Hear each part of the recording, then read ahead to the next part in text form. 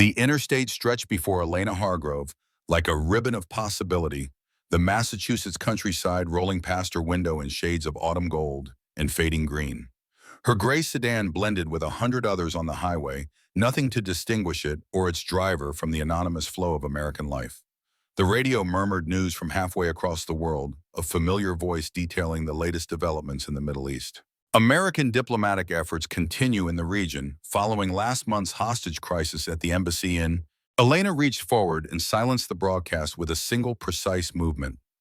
Her weathered fingers lingered on the dial for just a moment before returning to the steering wheel, resuming their position at exactly 10 and 2. Perfect form, even when no one was watching. Especially when no one was watching. To the casual observer, there was nothing remarkable about the woman behind the wheel. Medium height, athletic, but not imposingly so, with dark hair pulled back in a simple knot. Her face betrayed few emotions and fewer secrets. She wore a plain gray hoodie over jeans that had seen better days, comfortable rather than fashionable. No makeup, no jewelry, nothing that called attention. But there were signs, if one knew how to read them. The way she scanned the road ahead, her eyes systematically sweeping the horizon in a pattern taught to those who needed to identify threats before they materialize. The way she maintained a perfect distance from the vehicles ahead, preserving optimal reaction time. The stillness of her posture, an economy of movement that spoke of years of training where wasted motion could mean wasted life. These were the habits that couldn't be unlearned even 8 years after her last official deployment. As the Boston skyline appeared on the horizon, Elena's mind drifted back to a different skyline, one shrouded in dust and gunfire. Kandahar Province, Afghanistan, 2010. The air tasted like metal and sand. Elena adjusted her Max 17 Scar H. The rifle's weight an extension of her body after 18 hours on mission. The Trijicon ACOG scope gave her a crystal-clear view of the compound's eastern approach, where intelligence suggested the hostages were being held. Phoenix 2, this is Phoenix Actual. Status report. The voice crackled through her ANPRC 152 tactical radio. Elena pressed her transmit button, her voice low and controlled. Phoenix Actual, this is 2, East Perimeter secure. 3 tangos visible on the second floor, no sign of the package. Copy that 2, hold position. Beside her, Ryan Mitchell shifted his weight, redistributing the pressure on his elbows as he maintained his own watch position. His face was streaked with camouflage paint mirroring her own, but nothing could disguise the familiar grin he flashed her way. You always get the easy jobs, Hargrove, he whispered, lying around watching while some of us do the heavy lifting. Elena didn't smile back, but her eyes softened fractionally. Someone's got to keep you alive, Mitchell. You still owe me $20 from that poker game. Mitchell chuckled silently, then froze as movement caught his attention. 2 o'clock rooftop. Both operators tracked their scopes to the position where a sentry had appeared, AK-47, slung carelessly over his shoulder as he lit a cigarette. I count 12 now, Mitchell murmured. That's 4 more than Intel reported. Elena made a minute adjustment to her scope. Phoenix Actual, be advised. Additional hostiles on the objective. Recommend revised entry plan. Before the acknowledgement came through, a burst of gunfire erupted from the western side of the compound. The mission timeline had just collapsed. All units execute now. The commander's voice held no panic, only the certainty of decisive action. Elena and Mitchell moved as 1 year of training translating into fluid motion. They advanced on the compound using the prescribed bounding overwatch technique, one moving while the other provided cover, leapfrogging through the sparse vegetation toward their objective. The battle was chaotic but controlled. Elena's team breached the compound using the practiced stack and flow method, each operator maintaining precise positioning as they cleared room after room. The team moved with the practiced precision of a surgical instrument, their actions dictated by countless hours of drill and the harsh lessons of previous missions. They found the American diplomat and his translator in a basement room, bound but alive. Mitchell took point on the extraction while Elena established a defensive position at the single access point, her rifle trained on the narrow stairwell. The first 2 insurgents who attempted to descend died before their boots touched the bottom step. The third and fourth fared no better, but in the confined space with the team focused on protecting the package, none of them saw the danger until it was too late. Grenade! The warning came from Mitchell, followed by the distinctive metallic clink of the explosive skittering across the concrete floor. What happened next seemed to unfold in terrible slow motion. Mitchell lunged forward, his body between the grenade and the rest of the team. His eyes met Elena's for a fraction of a second, and in them was something impossible to describe. Not fear, not resignation, but a fierce sort of certainty. Then the world became noise and pressure and blinding light. When Elena's senses returned, Mitchell lay motionless, his body having absorbed the worst of the blast. Blood pooled beneath him, spreading across the floor in a widening circle. His eyes stared upwards, seeing nothing. Elena moved to him automatically, her training overriding emotion. She checked for a pulse, even as another part of her mind registered that it was futile. Behind her, the team medic worked frantically to stabilize the injured diplomat. "Mitchell's gone," she reported, her voice betraying nothing of the storm building inside her. "Package is wounded but stable. Request immediate exfil." As the team secured the area for evacuation, Elena knelt beside her fallen comrade. With movements both gentle and efficient, she collected his dog tags, then hesitated. Her fingers moved to the breast pocket of Mitchell's tactical vest, extracting a small photograph protected in a plastic sleeve. A dark-haired boy, perhaps 9 or 10, smiled next to Mitchell in what looked like a backyard. Mitchell had shown her this photo just yesterday during the long wait before mission deployment. "That's my boy Alex," he'd said, pride evident in his voice. "Smart as a whip. Wants to be a Navy SEAL like his old man." "God help him," Elena had replied, but her typical dry humor held genuine affection. Mitchell had grown serious then, in that way that sometimes happened before high-risk operations. "If anything happens to me, Hargrove," he'd said, "make sure he gets my medals. Not just for him to have them, but so he knows what they mean, so he knows it was worth it." Elena had punched his shoulder, breaking the moment. "Save the dramatic speeches for after we get back." Now as the helicopter approached for extraction, Elena carefully tucked the photo into her own pocket. "I'll make sure he knows Mitch," she whispered, allowing herself this one moment of humanity before compartmentalizing the loss as she'd been trained to do. The mission was successful by official standards. The diplomat survived. 11 hostiles were neutralized. 1 American operator lost.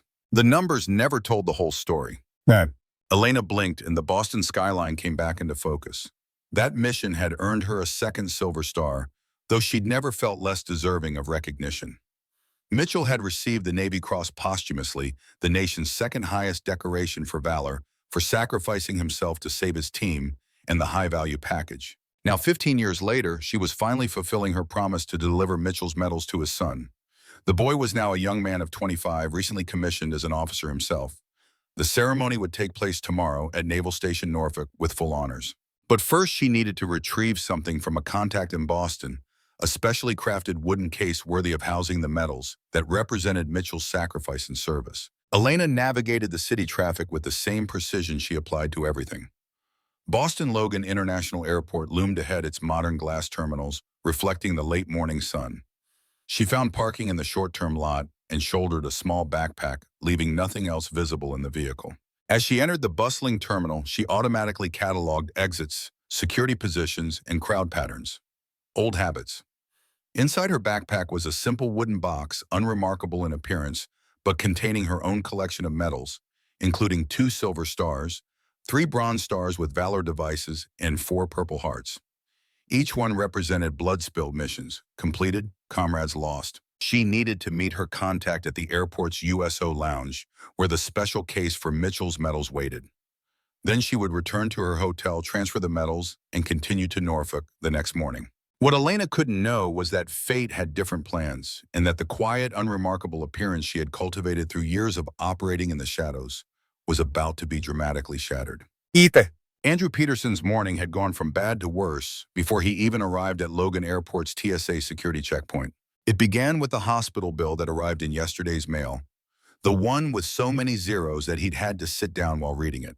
His daughter's treatments were working, thank God, but the insurance covered less than half the cost. The mortgage was already 3 months behind, and now this. Then his knee, the one that had taken shrapnel outside Fallujah in 2003, had locked up in the shower, sending him crashing into the glass door. No serious damage, but the physical pain only amplified his mental state. The final straw came during his drive to work when the radio played a segment about new congressional medals being awarded to veterans of the global war on terror. Something about the way the announcer spoke with detached appreciation for sacrifices he couldn't possibly understand made Andrew's blood boil. "Where was all this recognition when we were coming home broken?" he muttered to himself as he pulled into the employee parking lot. when the VA had us waiting months for appointments when the nightmares wouldn't stop. Now, 4 hours into his shift at the TSA checkpoint, Andrew's mood hadn't improved. His supervisor had already pulled him aside once about his customer service attitude, as though being polite to irritated travelers was more important than ensuring national security. What made it worse was the news they'd received during the morning briefing. Intelligence indicated a possible smuggling operation using veteran status as cover. A former Army sergeant had been caught at Chicago O'Hare yesterday attempting to transport restricted items in a military shadow box. All agents were instructed to be particularly vigilant with any military-related items passing through security. So when the woman in the gray hoodie placed her backpack on the conveyor belt, Andrew was already primed for suspicion. "Laptop out of the bag," he instructed flatly. "Any liquids or electronics need to be in separate bins." The woman nodded methodically, removing her laptop and placing it in a bin. She then hesitated, her hand hovering protectively over a small wooden box she'd also extracted from the backpack. "This needs to stay with me," she said, her voice quiet but firm. Andrew's eyes narrowed. This was exactly the kind of situation they'd been warned about. "Ma'am, all items need to go through the scanner." "I understand," she replied, "but these are military decorations. They shouldn't go through the X-ray." Andrew felt a surge of both suspicion and irritation. Military decorations. He didn't bother hiding his skepticism. "Put them in the bin with your other items or step out of line." The woman's expression didn't change, but something in her posture shifted almost imperceptibly. "Sir, these include a Navy Cross and other significant medals. They're sensitive items that I'm transporting for an official ceremony." Behind her, other travelers began to shift impatiently. Andrew was acutely aware of the supervisor watching from nearby, evaluating his handling of the situation. "Look, lady," he said, his patience evaporating. "I don't have time for this. Either put the box in the bin or you can explain to the airline why you missed your flight." The woman looked at him for a long moment, her gaze neither challenging nor submissive, merely assessing. Then with careful movement, she placed the wooden box in the bin. "Please be careful with these," she said. "They represent significant sacrifice." Something about her calm in the face of his authority pricked at Andrew's already raw nerves. He'd seen too many people try to use military connections to bend the rules. The morning's news about the smuggling operation, his financial worries, his physical pain, it all crystallized into a moment of poor judgment. With a theatrical sigh that drew attention from those in line, Andrew reached for the box. "What's so important in here anyway?" he asked, flipping open the simple brass latch before she could respond. He turned the box upside down, emptying its contents into the gray plastic bin with a discordant clatter of metal. A collection of metals, their ribbons a splash of color against the drab container, scattered among the woman's keys and a tube of chapstick. A few nervous chuckles rippled through the crowd, the uncomfortable laughter of people witnessing something inappropriate but relieved not to be its target. "See," Andrew announced, a self-satisfied smirk spreading across his face. "Just trinkets. They give out participation trophies for everything these days." He shoved the bin onto the conveyor belt, sending it into the X-ray machine. Throughout this small humiliation, the woman said nothing. Her silence was vast and unnerving. She simply watched the bin disappear into the scanner, her breathing, even her gaze unwavering. To the onlookers, her lack of response might have seemed like weakness or shock. But one observer knew better. Colonel Walter Iron Reynolds had been watching the security lines from his position near the TSA supervisor's station. At 68, he still maintained the rigid posture and alertness that had defined his 30-year career in special operations. His role as security consultant at Logan was largely ceremonial, a courtesy position arranged by former colleagues now working in Homeland Security, but he took it seriously nonetheless. Reynolds had noticed the woman the moment she entered the security area. There was something in her movement, a particular economy of motion that triggered decades of operational instinct. She moved like someone who had spent years in environments where unnecessary movements could reveal a position or waste precious energy. She moved like an operator. When the confrontation began, Reynolds edged closer, his interest professional rather than prurient. He watched the woman's reaction to the TSA agent's increasing hostility, noting the controlled breathing, the perfect stillness that spoke of elite training. Then came the moment that confirmed his suspicions. As the agent dumped the contents of the box, Reynolds caught a glimpse of the metals clattering into the bin. His trained eye immediately recognized the distinctive blue ribbon with white stars, a Navy Cross, the second highest decoration awarded for valor in combat. Next to it fell a medal with a gold star on a blue and white ribbon, a silver star, the third highest military combat decoration. Then another silver star, three bronze stars with valor devices, four purple hearts, each one a testament to extraordinary courage and sacrifice. Reynolds felt a cold knot form in his stomach. Those weren't just any medals.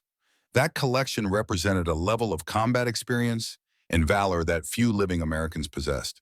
And they were being treated like trinkets by a security agent who clearly had no idea what he was touching. The woman's non-reaction told Reynolds everything he needed to know about her training and discipline. This wasn't a civilian with military memorabilia. This was someone who had operated at the highest levels of special warfare. Reynolds' mind raced through possibilities. Who was she? The number and type of decorations narrowed it down considerably. The Navy Cross suggested Naval Special Warfare, SEAL teams, or Marine Special Operations. Multiple silver and bronze stars with valor devices pointed to repeated acts of heroism in combat. The Purple Hearts meant she had been wounded in action multiple times and returned to duty. There weren't many operators with that combination of decorations. Fewer still who were women, given that females had only relatively recently been permitted in combat roles and special operations. Then it clicked. 15 years ago, Reynolds had served on a review panel for the experimental integration of women into special operations roles. One candidate had stood out, a naval officer who had not only completed modified BODIAS training, but had gone on to specialize in explosive ordnance disposal, becoming one of the most effective bomb technicians in theater. Her name had been Hargrove, Elena Hargrove. Reynolds remembered his friend and former trainee, Master Chief James Ghost Blackburn, speaking about her with rare admiration.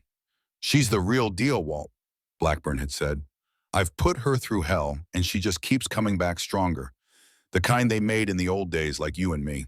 Reynolds watched as a woman, Hargrove, he was now certain, calmly proceeded through the body scanner. Her face betrayed nothing as she collected her belongings on the other side, carefully gathering each medal from the bin and returning them to the wooden box.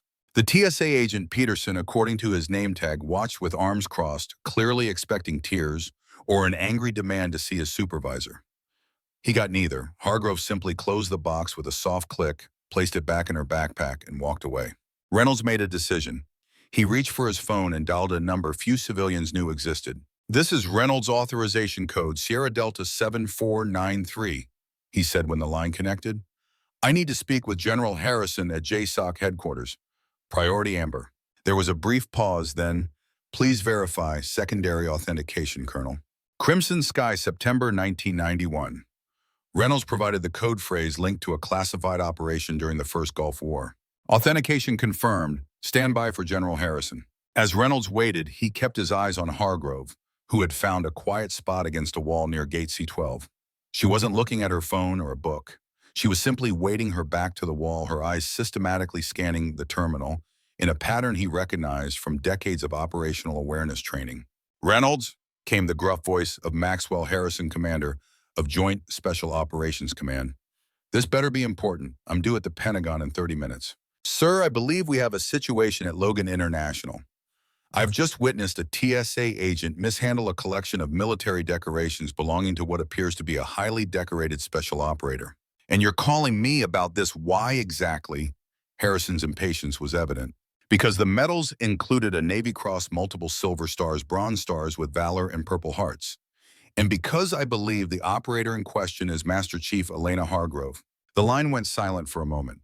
"You're certain it's Hargrove?" "Not 100%, sir, but the decoration profile matches, and she moves like one of ours.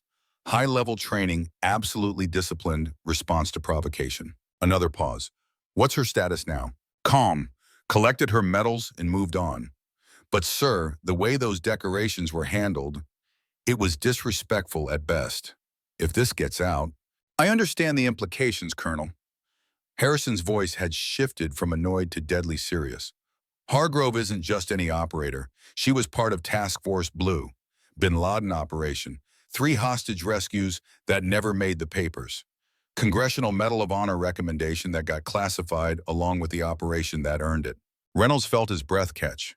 Task Force Blue was whispered about even in special operations circles, an elite within the elite, conducting the most sensitive missions directly authorized by the highest levels of government. "Sir, there's something else." Reynolds added. One of the medals was a Navy Cross. That would be posthumous, given to someone else. She might be transporting it for a ceremony.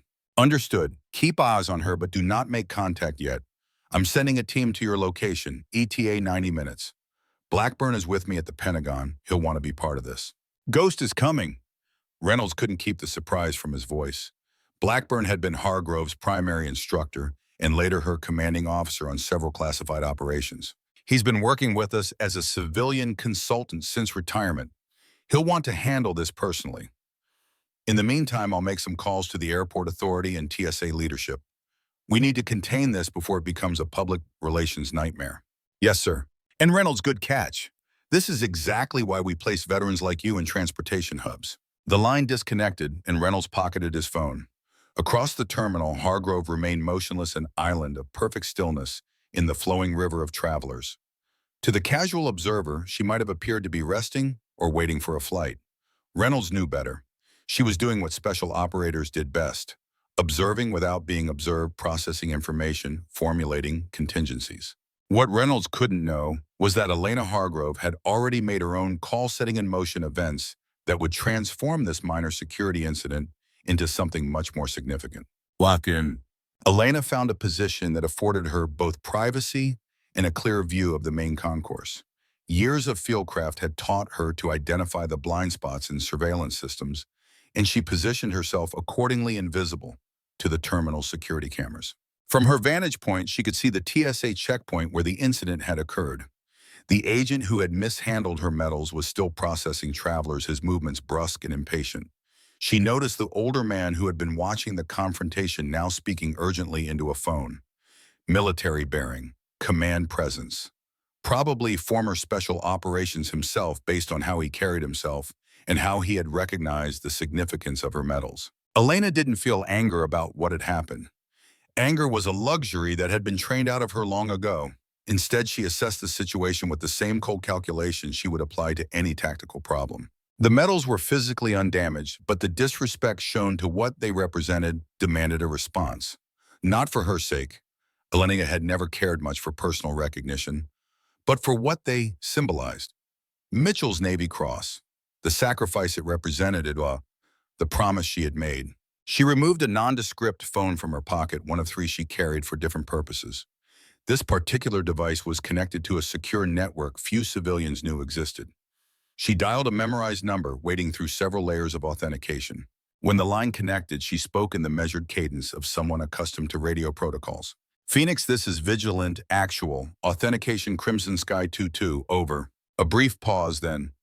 Vigilant Actual, this is Phoenix Command. Authentication confirmed. Send traffic. Phoenix Command, be advised. Situation Amber at Logan International Terminal C. Honor items compromised by security personnel. Request Protocol 7. Another pause, longer this time. Elena knew her message was being relayed up the chain of command, probably to the same person the older man had called. Finally, Vigilant Actual, this is Phoenix Command. Protocol 7 authorized. Assets en route, ETA 90 minutes. Maintain position and await contact from oversight. Confirm. Phoenix Command Vigilant. Actual confirms. Maintaining position, awaiting oversight. Out. Elena ended the call and slipped the phone back into her pocket. Protocol 7 was reserved for situations involving unauthorized handling of classified equipment or, in rare cases, disrespect to fallen operators or their decorations. It meant a rapid response team would be dispatched, typically including senior officers with the authority to address the situation. She settled back against the wall, her posture relaxed but alert. 90 minutes. She would wait. From her position, Elena could see a flurry of activity near the TSA supervisor's station. The older man who had made the phone call was now engaged in conversation with what appeared to be airport security leadership. Occasionally, their gaze would drift in her general direction, though she knew they couldn't see her clearly from their position. Elena allowed her mind to drift back to her first meeting with Ghost Blackburn, the legendary Master Chief who had overseen her specialized training after she'd completed the Modified Buds course. Naval Special Warfare Center, Coronado, California, 2003. So you're the one they're making all the exceptions for. The voice came from behind her as Elena completed her 5-mile beach run, the last trainee to return after most of her male counterparts had finished minutes earlier. She turned to find a weathered man in his 50s, his salt and pepper hair cropped military short arms crossed over a chest that still looked powerful despite his age. "No exceptions requested or needed, Master Chief," she replied, her breathing controlled despite the exertion. "Just different standards for different physiologies, as outlined in the pilot program guidelines." A hint of a smile crossed the man's face, gone so quickly, Elena wondered if she'd imagined it. "I'm Blackburn. They call me Ghost. I'll be overseeing your EOD specialization, assuming you make it that far." Elena stood at attention. "Looking forward to it, Master Chief." Blackburn circled her, slowly assessing. "You know what they're saying about you, Hargrove, that you're a political experiment, that the brass is looking for a token female to parade around and show how progressive we're becoming." Elena kept her gaze fixed forward. "Permission to speak freely. Master Chief?" "Granted. With respect, I don't give a damn what they're saying. I'm here to work, to learn, and to serve. The opinions of people who've never seen me operate is irrelevant." This time Blackburn's smile lingered. "You know how I got the nickname Ghost?" The non sequitur caught Elena off guard. "No, Master Chief. Back in '91 during Desert Storm, I spent 4 days in an observation position 800 meters from an Iraqi command post.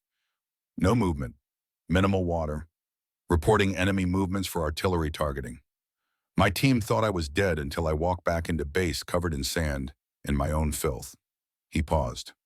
"The point is, Hargrove, this life isn't about what people see or don't see. It's about what you do when no one's watching." Elena nodded. "Understood, Master Chief." "We'll see," Blackburn replied. "Report to Building 57 at Euro 500 tomorrow. Bring a compass knife and the expectation of pain." As he walked away, Elena allowed herself a small smile. She'd expected resistance, hostility even. But Blackburn's approach was different. He wasn't dismissing her outright, but he wasn't going to make things easy either. He would judge her on performance alone. That was all she had ever wanted. "Beat him." The memory faded as Elena noticed increased activity near the security checkpoint. The TSA agent who had mishandled her medals was being escorted away from his position by a supervisor, his face flushed with what appeared to be anger or embarrassment.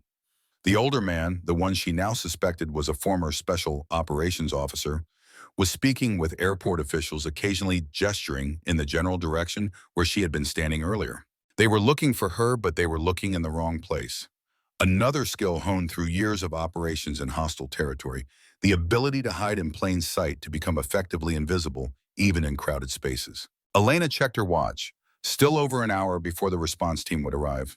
She settled in to wait, patient as only those who have spent days in observation posts can be. What she didn't know was that her patient waiting was about to be interrupted. At that moment, Andrew Peterson was being shown security footage of the incident, and what he was seeing was causing his world to collapse around him. "That's a Navy Cross," the TSA director was saying, his finger pointing to the medal on the screen. "The second highest decoration awarded for valor in combat, and that's a Silver Star. And another. 3 bronze stars with valor devices, 4 purple hearts." Andrew stared at the screen, his throat suddenly dry. "I didn't know. They just looked like regular medals." "Regular medals." Colonel Reynolds' voice was dangerously quiet. "Son, do you have any idea what it takes to earn decorations like these? The Navy Cross is awarded for extraordinary heroism in combat. The actions have to be so valorous that they were worthy of the Medal of Honor, but perhaps just fell short in the eyes of the review board." The TSA director looked grim. "We've just received word from the Pentagon. The woman you just humiliated is Master Chief Petty Officer Elena Hargrove. 20 years of service, multiple classified operations, one of the most decorated operators in naval special warfare." Andrew felt sick.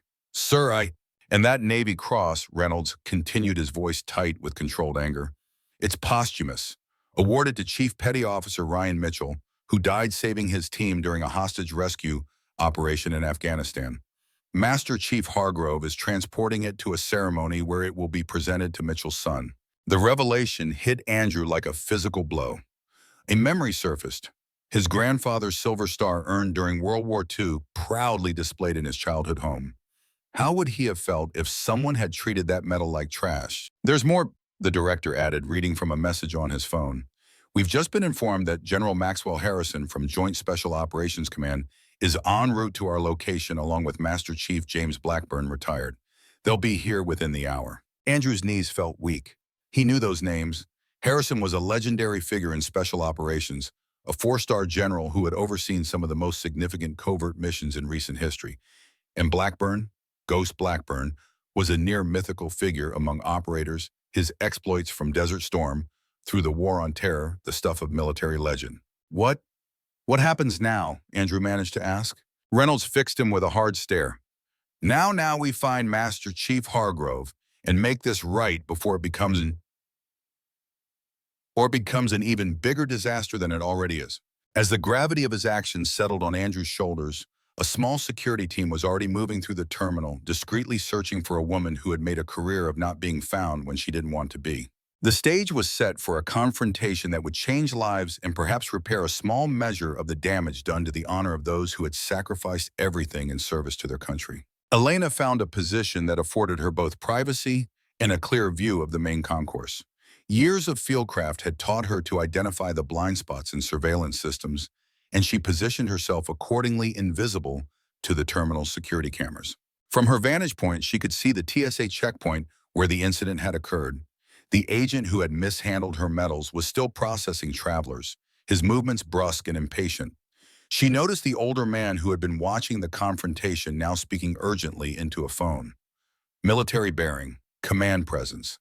Probably former special operations himself based on how he carried himself and how he had recognized the significance of her metals. Elena didn't feel anger about what had happened. Anger was a luxury that had been trained out of her long ago. Instead, she assessed the situation with the same cold calculation she would apply to any tactical problem. The metals were physically undamaged, but the disrespect shown to what they represented demanded a response. Not for her sake. Elena had never cared much for personal recognition, but for what they symbolized. Mitchell's Navy Cross, the sacrifice it represented, the promise she had made. She removed a nondescript phone from her pocket, one of three she carried for different purposes. This particular device was connected to a secure network few civilians knew existed. She dialed a memorized number, wading through several layers of authentication. When the line connected, she spoke in the measured cadence of someone accustomed to radio protocols. Phoenix, this is Vigilant Actual Authentication, Crimson Sky 2-2, over. A brief pause, then. Vigilant Actual, this is Phoenix Command. Authentication confirmed, send traffic. Phoenix Command, be advised. Situation Amber at Logan International Terminal C. Honor items compromised by security personnel. Request Protocol 7. Another pause, longer this time. Elena knew her message was being relayed up the chain of command, probably to the same person the older man had called. Finally, Vigilant Actual. This is Phoenix Command. Protocol 7 authorized. Assets en route, ETA 90 minutes. Maintain position and await contact from oversight. Confirm. Phoenix Command, Vigilant Actual confirms. Maintaining position, awaiting oversight. Out. Elena ended the call and slipped the phone back into her pocket. Protocol 7 was reserved for situations involving unauthorized handling of classified equipment or, in rare cases, disrespect to fallen operators or their decorations. It meant a rapid response team would be dispatched, typically including senior officers with the authority to address the situation. She settled back against the wall, her posture relaxed but alert. 90 minutes. She would wait. From her position, Elena could see a flurry of activity near the TSA supervisor's station.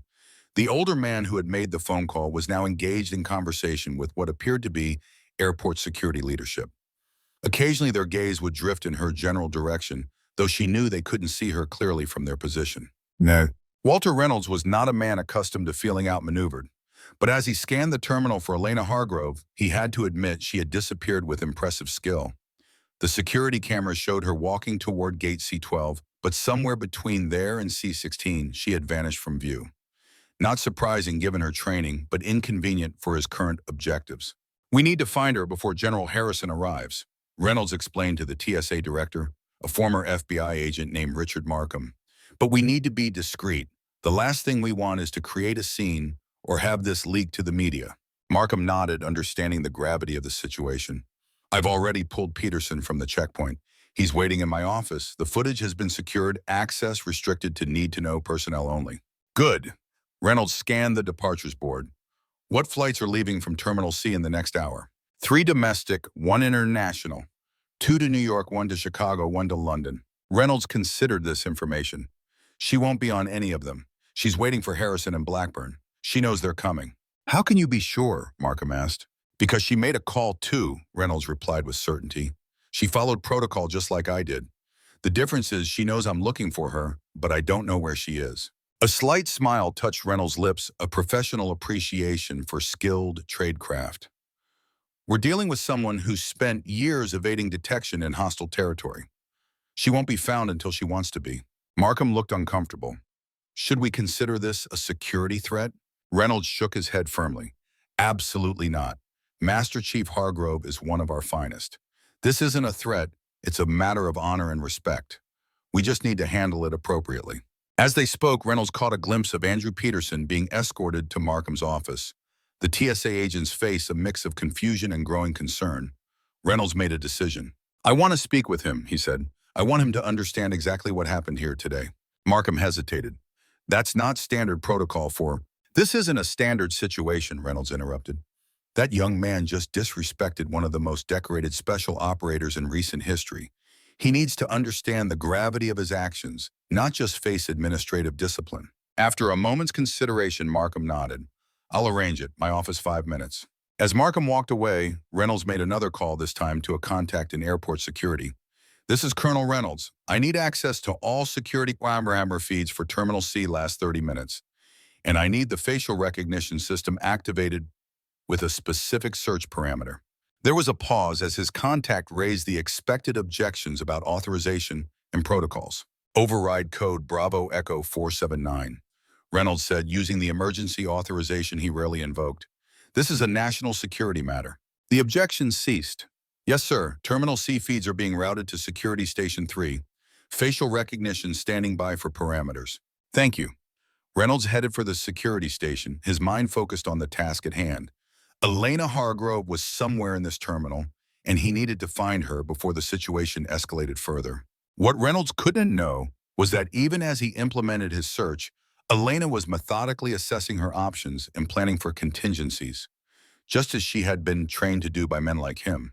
In the cramped confines of Director Markham's office, Andrew Peterson sat rigid in an uncomfortable chair, his mind racing as he tried to process what was happening. 20 minutes ago, he had been performing his regular duties at the checkpoint. Now he was apparently at the center of what his supervisor had called a significant incident with national security implications. The door opened and Peterson stood automatically as Director Markham entered, followed by an older man with military bearing and the hard appraising eyes of someone accustomed to making life or death decisions. Agent Peterson, this is Colonel Walter Reynolds, United States Army retired. He's a security consultant here at Logan and has some questions for you.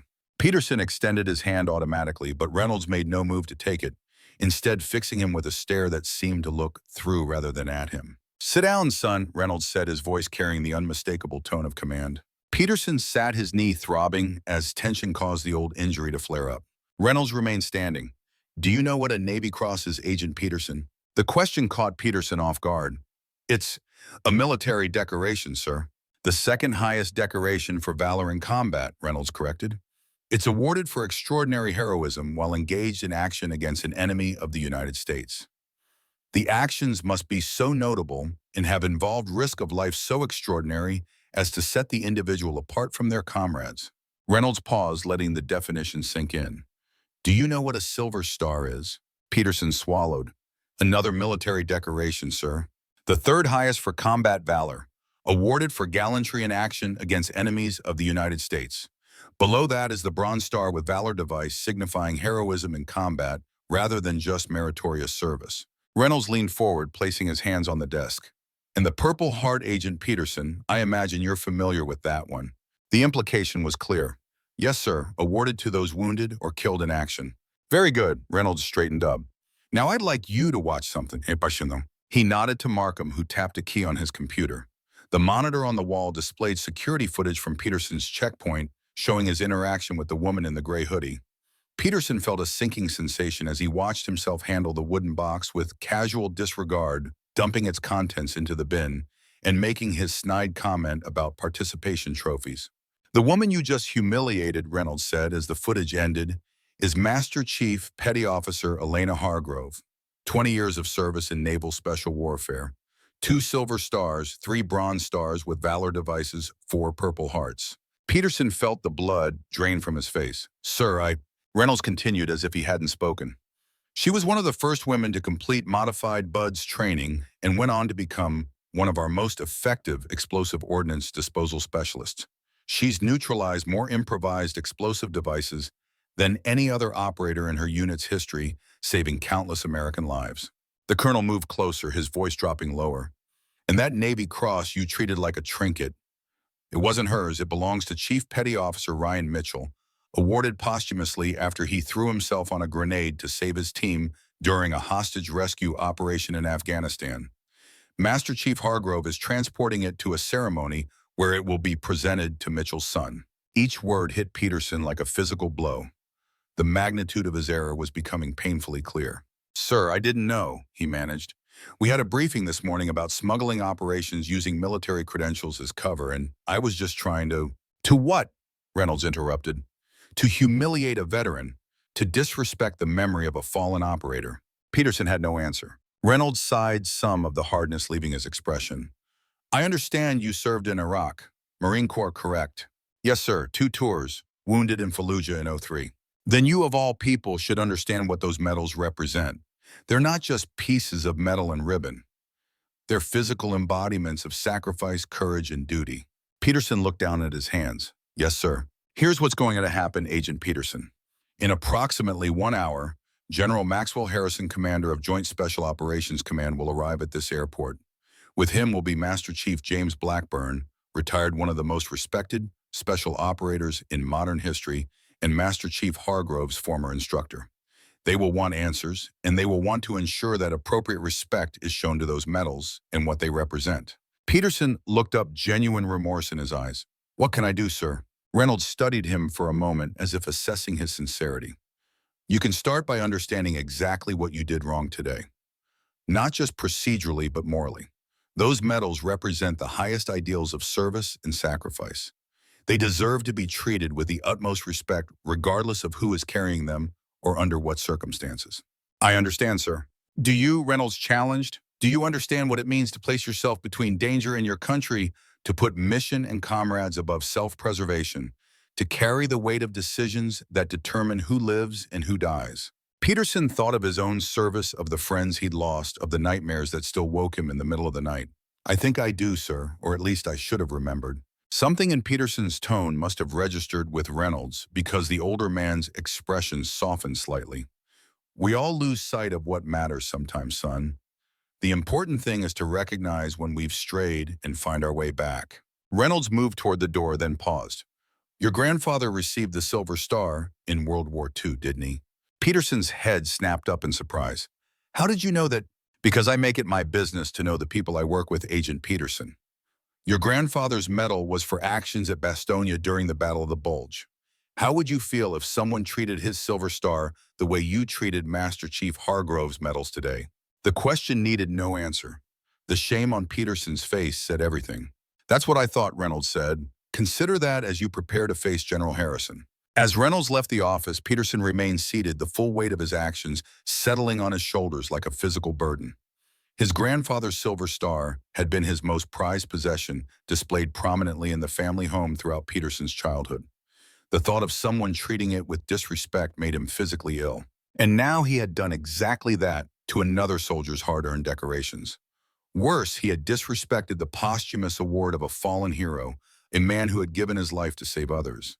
For the first time since the incident began, Andrew Peterson felt not just professional concern, but genuine personal remorse. He had dishonored not only Master Chief Hargrove and Chief Mitchell, but also the uniform he himself had once worn with pride.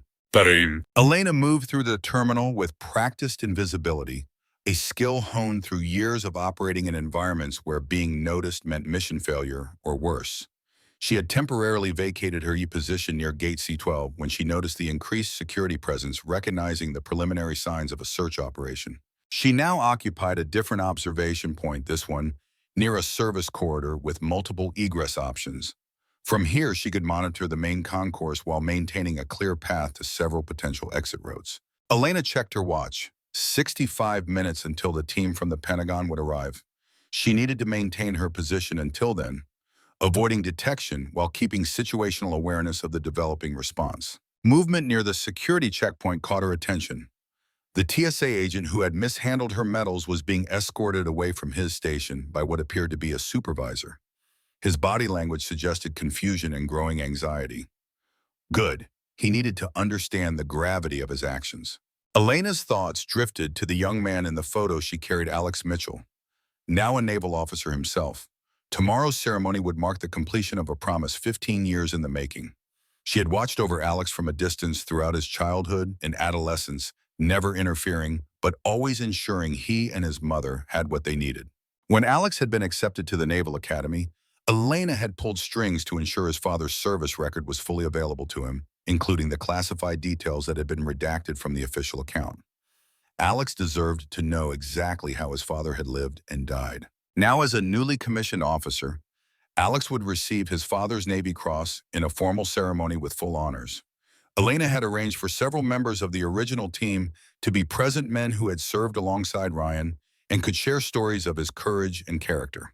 This was why the medals mattered, not as symbols of Elena's accomplishments, but as tangible connections to the legacy of sacrifice that defined their profession. The TSA agent's disrespect hadn't been personal. It had been an affront to that legacy. A subtle shift in the security pattern caught Elena's attention. The older man, the one she now suspected was a former special operations officer, was directing what appeared to be a methodical search using both uniformed personnel and plainclothes officers. His approach was professional, discreet, and thorough. Elena allowed herself a small nod of appreciation. He knew what he was doing. She would need to adjust her position again soon. Stay mobile, avoid patterns, maintain awareness. Basic fieldcraft, but effective even in this controlled environment. As she prepared to move, Elena caught sight of a notification on one of the departure screens. Flight 1782 to Philadelphia was delayed due to security protocols. Interesting. That wasn't her flight. She had no flight booked today, but the timing suggested it might be related to the current situation. Then she saw it, a subtle shift in the security cameras near her position, each one systematically adjusting its field of view in sequence. Facial recognition sweep. They were using the airport's advanced security systems to try to locate her. Time to move. Elena slipped into the service corridor, using her body to shield the door from nearby passengers as she bypassed the keycard reader with a technique she'd learned during close-quarters combat training. Inside the corridor, she moved quickly and silently, navigating the labyrinthine back passages of the terminal with intuitive ease. 2 minutes later, she emerged in a completely different section of the terminal near the international departures area. She acquired a newspaper from an abandoned seat, adjusted her posture to appear slightly stooped, and adopted the demeanor of a tired traveler waiting for a delayed flight. The facial recognition system would be looking for a woman of her description and bearing. By changing both, she could remain effectively invisible, even in plain sight. It was a temporary solution, but it would suffice until the team from the Pentagon arrived. Elena opened the newspaper, positioning it to shield her face while still allowing her to maintain situational awareness of her surroundings. To anyone observing, she was just another anonymous traveler in the vast human ecosystem of the busy international airport. Reynolds stared at the bank of security monitors, frustration evident in the tight set of his jaw. The facial recognition system had failed to locate Elena Hargrove anywhere in Terminal C. "She knows we're looking for her," he said to the security technician beside him, "and she knows how to avoid being found." "Should we expand the search to other terminals?" the technician asked. Reynolds considered this for a moment. "No, she won't leave Terminal C. Her objective isn't to evade us completely. It's to maintain control of the situation until her chain of command arrives." He pointed to the screen showing the main concourse. "Focus your attention here. Look for anyone who doesn't fit the normal pattern of airport behavior. Someone too still, too aware, or someone deliberately trying not to be either of those things." The technician looked doubtful. "Sir, there are thousands of people in that terminal." "I know, but we're not looking for just anyone. We're looking for someone trained to hide in plain sight." Reynolds checked his watch. "General Harrison's plane lands in 30 minutes. We need to find her before then." As he spoke, Reynolds' phone vibrated with an incoming message. It was from an unknown number, but the content made the sender's identity clear. "Colonel, I appreciate your efforts, but this elaborate game of hide-and-seek is unnecessary. I'll meet with General Harrison and Master Chief Blackburn at Gate C-16 when they arrive. Until then, I suggest we both conserve our energy. E.H." Reynolds couldn't help but smile. Of course she had his number. She probably had the direct line to every significant security officer in the terminal. Change of plans, he told the technician. Call off the search. She'll make contact when she's ready. The technician looked confused. Sir, Reynolds pocketed his phone. Sometimes the wisest course of action is to recognize when you're outmatched, son. With that, he left the security station and headed toward the private lounge where Harrison and Blackburn would be brought upon arrival. There was still the matter of preparing Peterson for what was to come and ensuring that the necessary arrangements were made for a proper ceremony of respect. As he walked, Reynolds found himself wondering about Elena Hargrove. He had read her file years ago during the review panel for female integration into special operations roles. The clinical reports of her accomplishments hadn't captured what he now recognized, a level of operational excellence and personal discipline that transcended gender rank or formal recognition. In another era, someone with her skills might have been one of his team leaders during his own active duty years. The thought gave him a sense of both professional appreciation and a touch of regret for the barriers that had existed throughout much of his career. Times had changed, and Reynolds found himself grateful to have lived long enough to see it. Warriors like Elena Hargrove deserved every opportunity to serve according to their abilities, regardless of gender or any other arbitrary distinction. Now he just needed to ensure that the disrespect shown to her and to Chief Mitchell's memory was appropriately addressed. Diva. The sleek black Suburban with government plates, it pulled up to the private entrance of Terminal C precisely on schedule. Two airport security vehicles provided escort, their lights flashing, but sirens silent. From the vehicle emerged four figures, each moving with the purposeful efficiency that marked them as military even in civilian attire. Leading the group was General Maxwell Harrison, his silver haircut regulation short, his posture ramrod straight, despite the long flight from Washington. Beside him walked Master Chief James Ghost Blackburn, his weathered face bearing the marks of decades of service in the world's most challenging environments. Now in his 70s, he still moved with the fluid grace of someone half his age, a testament to both genetics and a lifetime of disciplined physical conditioning. Two younger officers followed, carrying secure briefcases and maintaining a respectful distance from their superiors. They were the essential staff present to handle logistics and documentation, but trained to remain in the background unless needed. The group was met at the entrance by Richard Markham, the TSA director, who led them through a private security checkpoint and into the terminal proper. Colonel Reynolds is waiting in the executive lounge, Markham explained as they walked. We've contained knowledge of the incident to essential personnel only, no media involvement.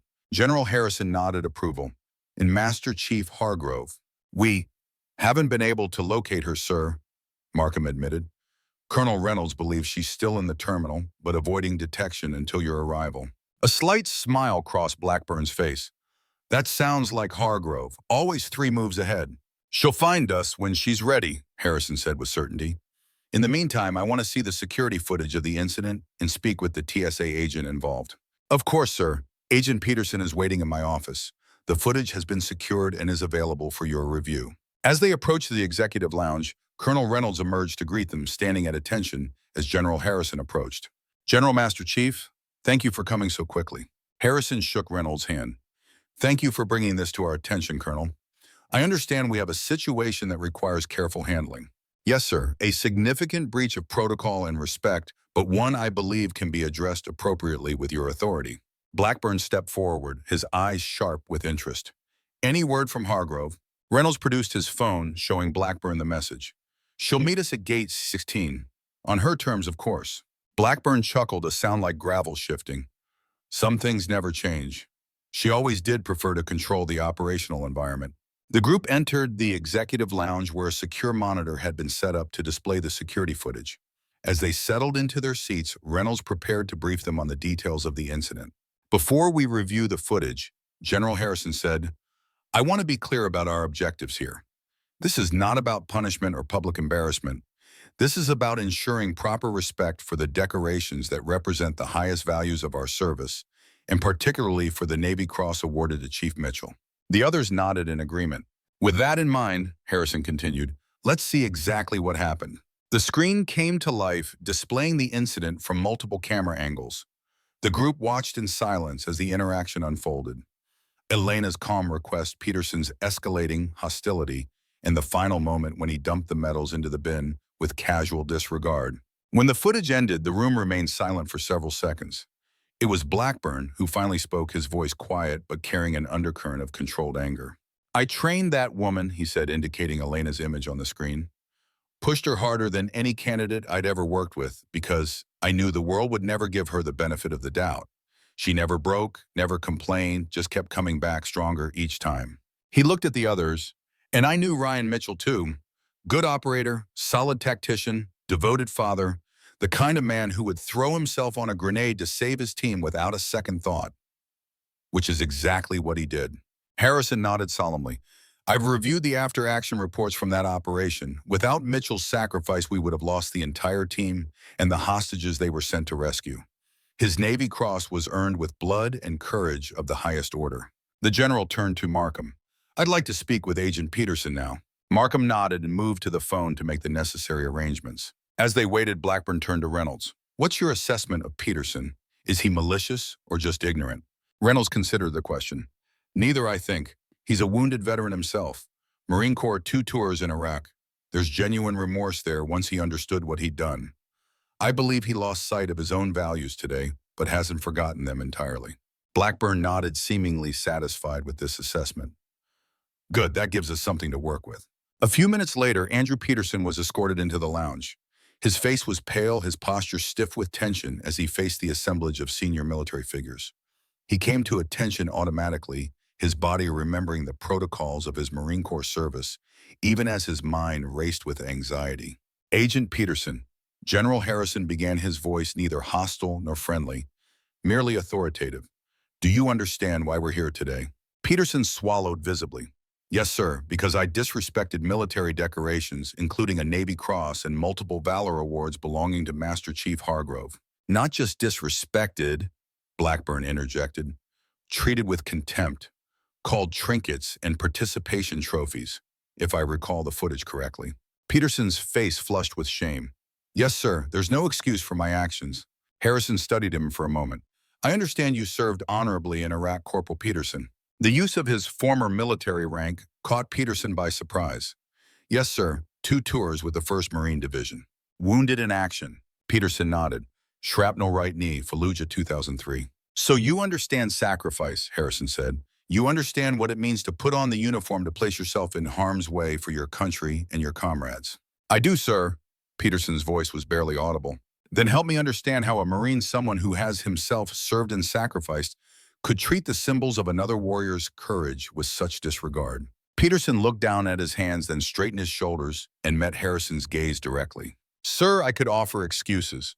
I could talk about the stress of my job or my financial problems or the warning we received about smuggling operations using military credentials as cover.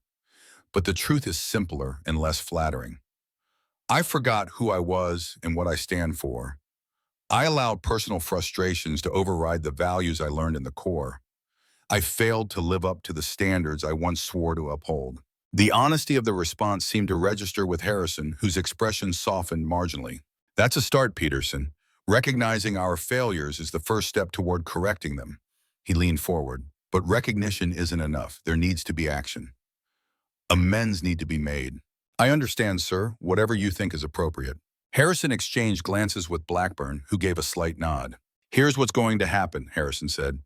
"In about 15 minutes, we're going to meet with Master Chief Hargrove. You will be present. You will offer a formal apology for your actions. You will then assist us in arranging a proper ceremony of respect for those medals, particularly Chief Mitchell's Navy Cross." Peterson nodded, relief evident in his expression. "Yes, sir, absolutely." Following that, Harrison continued, "You will participate in a specialized training program we're developing for TSA personnel focused on the proper handling and respect of military decorations and memorabilia. Your perspective as both a veteran and someone who has learned from a significant error in judgment will be valuable." Peterson blinked in surprise. "Sir, sometimes our greatest failures become our most valuable teaching tools, Peterson.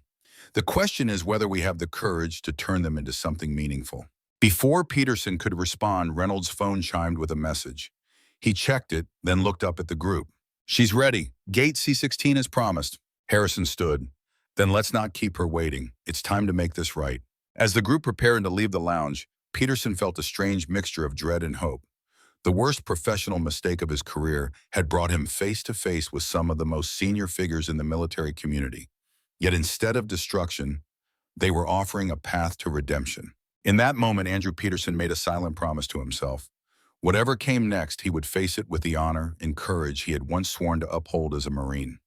He would make amends not just with words, but with actions worthy of the uniform he had once worn and the sacrifices of those like Chief Mitchell, who had given everything in service to their country. Yeah, but them. Elena watched the approaching group from her position near Gate C-16. She had chosen this location carefully, public enough to ensure propriety, private enough to maintain dignity. The late afternoon sun streamed through the large windows, casting long shadows across the polished floor of the nearly empty gate area. She recognized General Harrison immediately, though she hadn't seen him in person for several years. Beside him walked Ghost Blackburn, her former instructor and mentor, a man she respected more than perhaps any other. The sight of him brought an unexpected warmth to her typically stoic demeanor. Behind them came Colonel Reynolds, the security consultant, whose efforts to locate her had been both professional and respectful. And finally, looking distinctly uncomfortable, the TSA agent who had mishandled her medals earlier that day. Elena straightened, adjusting her posture to the perfect military bearing that had been ingrained through years of service. As the group approached, she stepped forward, coming to attention and rendering a perfect salute to General Harrison. "Master Chief Hargrove," Harrison said, returning the salute with equal precision. "Thank you for your patience in this matter." "Sir, the honor is mine." Elena's voice was clear and controlled, betraying none of the emotion she felt at seeing her former commanders. Blackburn stepped ireward, his weathered face breaking into a rare smile. "You're still keeping out of trouble, I see." A ghost of a smile touched Elena's lips.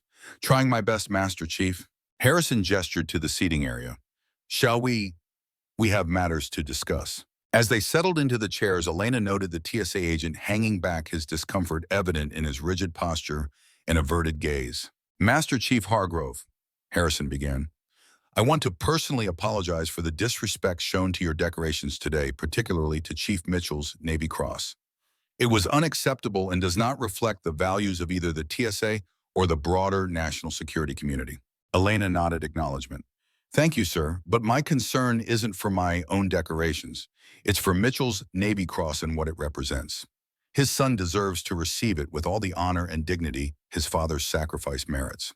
"I couldn't agree more," Harrison replied, "which is why we're here to ensure that happens." He gestured to Peterson. "Agent Peterson has something he would like to say." Peterson stepped forward, visibly gathering his courage as he faced Elena directly. "Master Chief Hargrove, there are no words adequate to express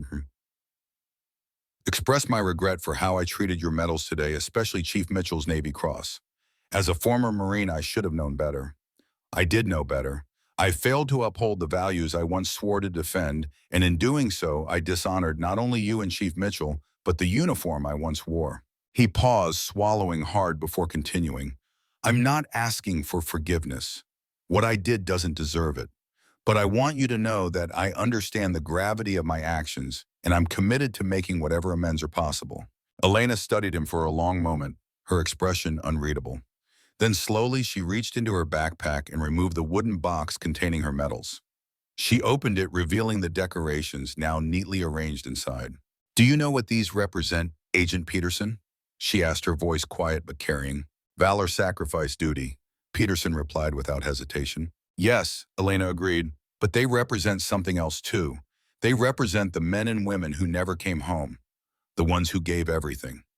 She touched the Navy Cross gently. "This isn't just a medal. It's Ryan Mitchell's legacy. It's all his son has left of him besides memories and photographs." She closed the box carefully. "I don't carry these for recognition or honor. I carry them as reminders of the quality of the freedom we all enjoy. Each one represents blood spilled, lives changed or ended, families forever altered." Elena looked up at Peterson, her gaze direct and unwavering. "I accept your apology because I believe you understand that cost now, and because Ryan would want me to." The simple statement, delivered without drama or excessive emotion, seemed to affect Peterson more deeply than any recrimination could have. His eyes glistened with unshed tears as he nodded his acknowledgement words temporarily beyond his capacity. Harrison cleared his throat, breaking the moment with gentle authority.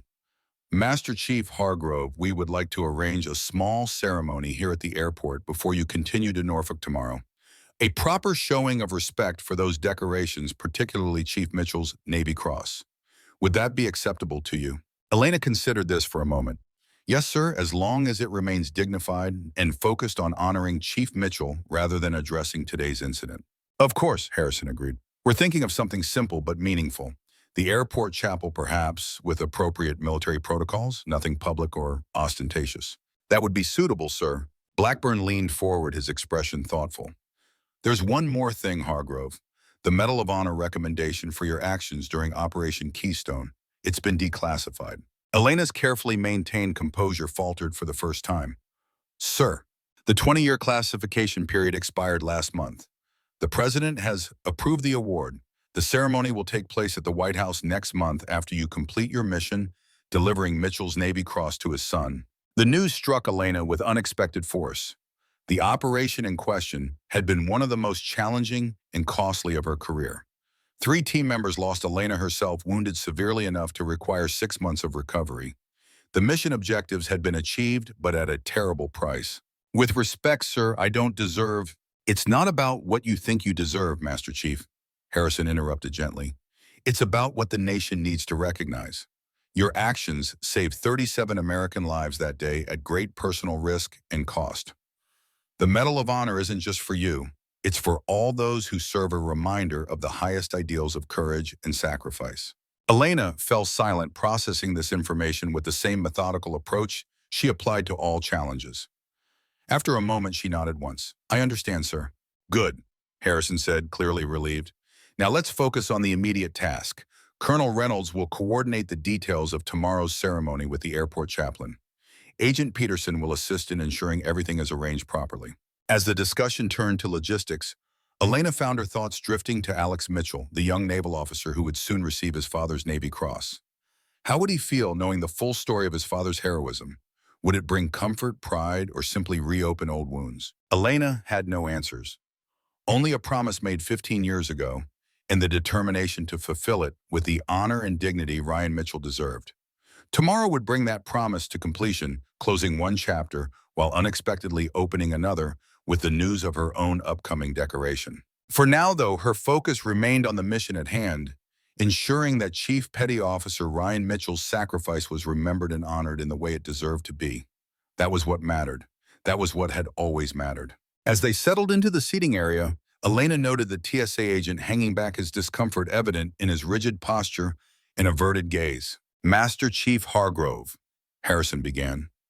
I want to personally apologize for the disrespect shown to your decorations today, particularly to Chief Mitchell's Navy Cross.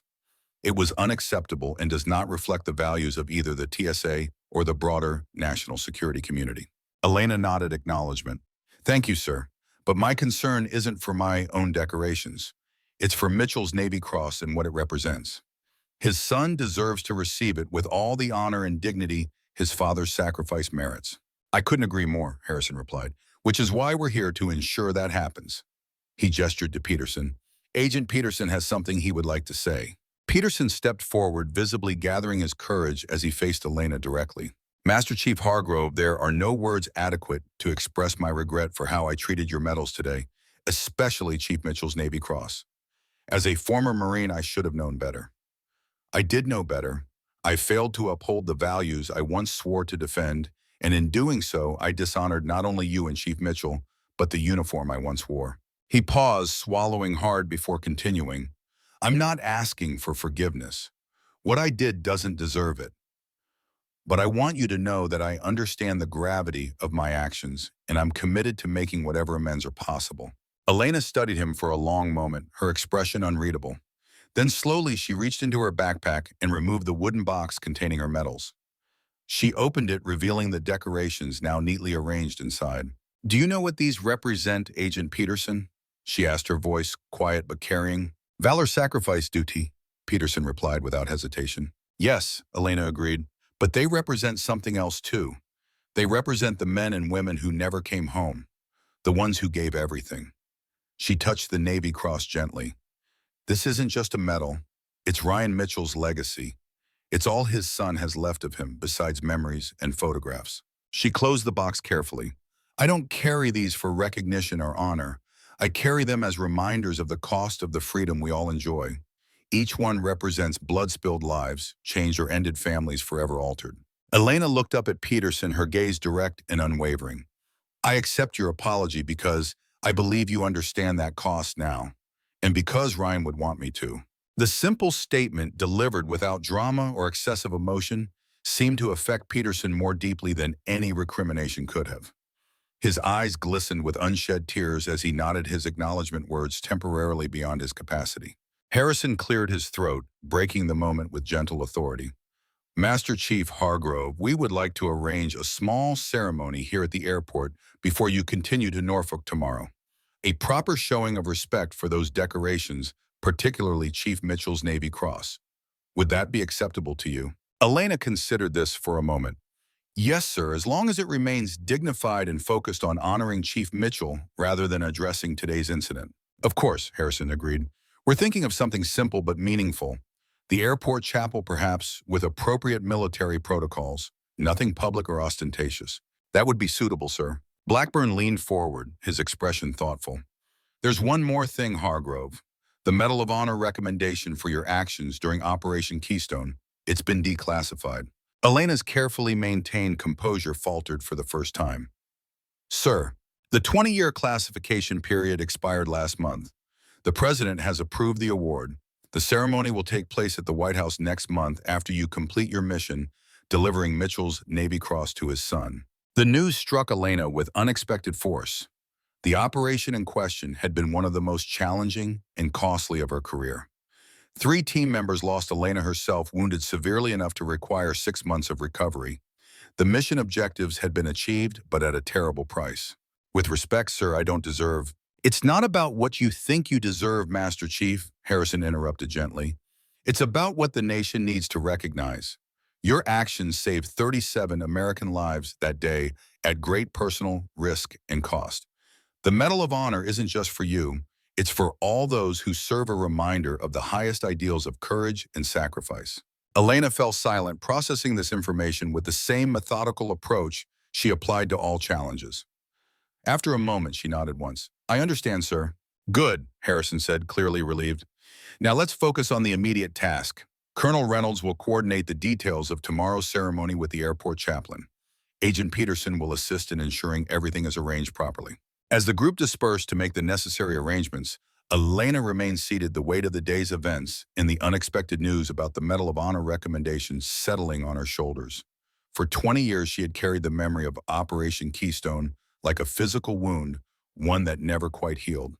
The thought of having that mission publicly recognized, of standing in the White House while the president draped the nation's highest military decoration around her neck, filled her with a complex mix of emotions she rarely allowed herself to experience. Blackburn, noticing her expression, sat down beside her. For a moment, they shared a comfortable silence, the kind that can only exist between people who have faced death together. You're thinking about Ramirez, Carter, and Wong, he said, finally naming the 3 operators lost during Operation Keystone. Elena nodded. They're the ones who deserve recognition, Master Chief, not me. You think I don't know that feeling? Blackburn's voice carried no judgment, only understanding. I've worn this burden too, Hargrove. Every decoration I ever received came with the weight of knowing others paid a higher price. He leaned forward, his weathered hands clasped between his knees. But here's what I learned after decades of carrying that weight. Those medals aren't really for us. They're for the families who lost someone. They're for the young men and women considering service. They're for a nation that needs to be reminded again and again of the cost of the freedoms they enjoy. Blackburn's eyes, still sharp despite his age, met hers directly. You'll accept that Medal of Honor, and you'll wear it with pride. Not for yourself, but for Ramirez, Carter, and Wong. For Mitchell. For every operator who never came home. You owe them that much. Elena held his gaze for a long moment, then nodded. Yes, Master Chief. Good. Blackburn stood, his knees cracking slightly. Now let's make sure Mitchell's Navy Cross gets the ceremony it deserves. The Logan International Airport Chapel was a small, non-denominational space designed to accommodate travelers of all faiths. By 0700 the next morning, it had been transformed into something approaching a military ceremonial hall. The airport staff, under Peterson's surprisingly knowledgeable direction, had arranged seating in neat rows. An American flag stood at the front of the room alongside a display table draped with a navy blue cloth. As dawn broke over Boston, illuminating the chapel through its modest stained glass windows, a small but distinguished group began to assemble. General Harrison and Master Chief Blackburn arrived first, both now in full dress uniform, rather than the civilian attire they had worn the previous day. Colonel Reynolds followed, also in uniform, the 3 stars of his final rank gleaming on his shoulders. Several active-duty military personnel stationed in the Boston area had been quietly contacted overnight, and they now filed in, each in their service's dress uniform. A Navy chaplain, hastily flown in from Naval Station Newport, stood ready to conduct the ceremony. Elena arrived precisely at 0730, wearing her own dress blues, the first time she had done so in nearly 3 years. The uniform fit perfectly. She had maintained her physical conditioning with the same discipline she applied to all aspects of her life, but felt strangely formal after years of operating in combat utilities or civilian clothes. The wooden box containing the medals rested in her hands, now polished to a warm glow. Inside, each decoration had been meticulously arranged, with Mitchell's Navy Cross taking the position of honor. As she entered the chapel, the assembled group rose as one, rendering the respect due to both her rank and her record of service. Elena moved to the front of the room, placing the box on the display table before taking her assigned seat in the front row. The last to arrive was Andrew Peterson. He had not been required to attend, though. His formal apology the previous day had officially concluded his involvement, but he had requested permission to be present. He wore a dark suit, the only civilian attire in the room, and sat quietly in the back row. At precisely 0745, the chaplain stepped forward to begin the ceremony. "We gather this morning," he began, his voice carrying the gravity appropriate to the occasion, "to honor courage, sacrifice, and the highest ideals of military service. We are here specifically to pay tribute to Chief Petty Officer Ryan Mitchell, who gave his life that others might live, and whose Navy Cross represents the extraordinary valor with which he served his country." The chaplain continued with a brief but powerful invocation, speaking of duty, honor, and the sacred trust between a nation and those who defend it. When he finished, General Harrison rose to address the assembly. "The Navy Cross," and Harrison said, "is awarded for extraordinary heroism while engaged in action against an enemy of the United States. The actions must be so notable and have involved risk of life so extraordinary as to set the individual apart from their comrades." He paused, looking around the room. 15 years ago, Chief Petty Officer Ryan Mitchell had embodied those words during a hostage rescue operation in Afghanistan. When an enemy grenade threatened his team and the hostages they had been sent to save, Chief Mitchell unhesitatingly placed himself between that grenade and his comrades, absorbing the blast with his own body. He died as he had lived, with courage, selflessness, and an unwavering commitment to his mission and his team. Harrison gestured to Elena. "Tomorrow, Master Chief Hargrove will fulfill a promise made to her fallen comrade by presenting his Navy Cross to his son, now a naval officer himself. Today, we ensure that this decoration and all it represents receives the honor and respect it deserves during its journey." He turned to Blackburn, who stepped forward, carrying a small wooden case more elaborate than the one Elena had been using. Made of polished mahogany with the Navy emblem inlaid in gold, it was a case worthy of the decoration it would hold. "Master Chief Hargrove," Harrison said formally, "please present Chief Mitchell's Navy Cross." Elena rose and moved to the display table. With precise, deliberate movements, she opened her wooden box and removed the Navy Cross. The blue ribbon with white stars caught the morning light as she held it for a moment, allowing all present to see the decoration in its simple dignity. Then, with the same care she would show to a wounded comrade, she placed the Navy Cross in the new case Blackburn held open. As the lid closed with a soft click, Blackburn spoke, his voice gruff with emotion. "I knew Ryan Mitchell, trained him, served with him. He was the kind of operator who made everyone around him better. Skilled, dedicated, unwavering.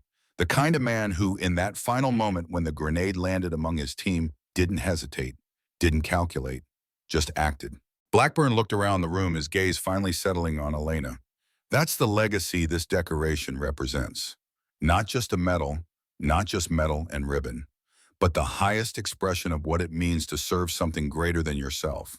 The chaplain stepped forward again, offering a prayer for Mitchell's family and for all those who had given their lives in service to their country.